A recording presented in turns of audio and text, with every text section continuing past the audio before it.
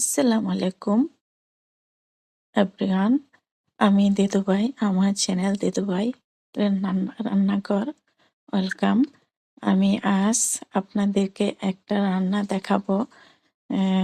মটর শাক গ্রামে এমনিতে ভাজি করে কিন্তু আমি আপনাদেরকে অন্যভাবে দেখাবো এই শাকটা কিভাবে সুস্বাদুভাবে খাওয়া যায়।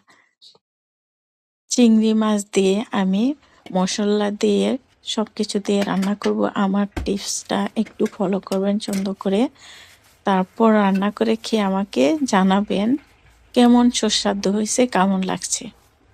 তো দেখেন আমি কিভাবে রান্না করি। এই শাকগুলি আমি ঠিক যতটুক নরম ততটুকু নিয়ে নিব, শুধু ডুগাগুলি নিব। এইভাবে বেছে বেছে আমি শাকগুলি নিয়ে নিব। শাকগুলি বাছার পর ধুয়ে পানি জড়ায় নিতে হবে, শাকে কোনো রকম পানি থাকবে না। আমার শাক বাছা হয়ে গেল, আমি এখন রান্নায় চলে যাচ্ছি। কয়েক টুকরা রসুন দিয়ে দিলাম, কয়েক পিস লাল মরিচ দিয়ে দিলাম সুন্দর দেখার জন্য, পেঁয়াজ কুচি দিয়ে দিলাম, রসুন কুচি দিয়ে দিলাম, ফালি করা কাঁচামরিচ। এগুলো এখন আমি একটু নেড়ে চেড়ে ভেজে নেব, একটু কালার আসা পর্যন্ত অপেক্ষা করব।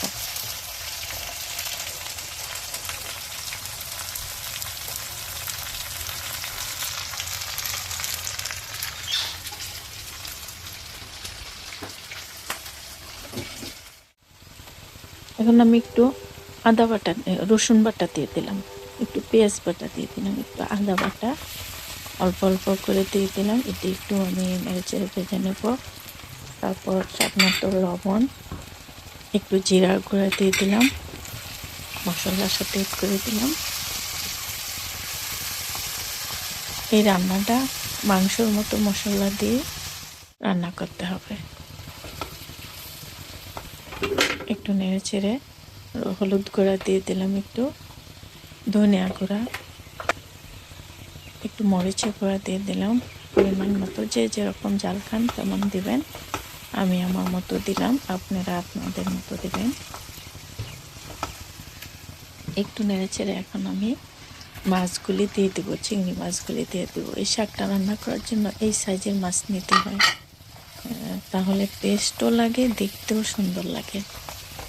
আমার বাসায় যদি কোনো মেহমান আসে তখন আমি এই শাকটা এরকম করে রান্না করি, ওদেরকে চমকাইয়ে দিই। ওরা খেয়ে বলে এটা কী জিনিসটা এত মজা।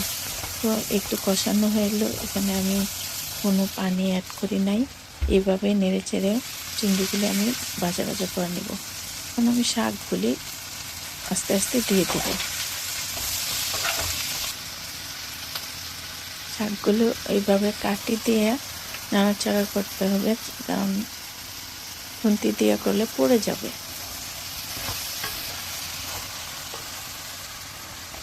আমি শাকগুলি কিন্তু কুচি করি নাই, ওই শাকগুলি এইভাবেই রান্না করতে হয়।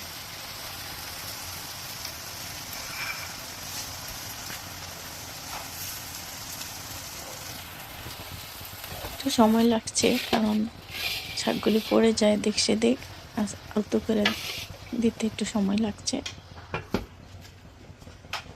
এখন আমি একটু ঢেকে দেবো, একটু শাকগুলি নরম হওয়ার জন্য। বেশিক্ষণ রাখলে পানি উঠে যাবে।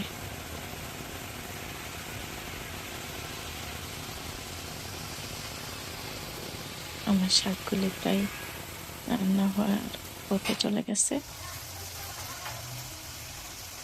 আমার রান্না প্রায় শেষ, দেখেন একটু কোনো ঝোল পানি কিছুই নেই, একদম ভাজা ভাজা হয়ে গেছে।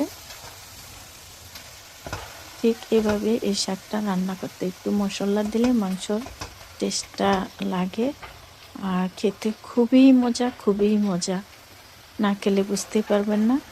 আমার রান্না শেষ। আমার আজকের মতো এখানে বিদায় নিয়ে নিলাম। আমার চ্যানেল দেখার জন্য লাইক কমেন্টস দিয়ে রাখবেন। আল্লাহ হাফেজ।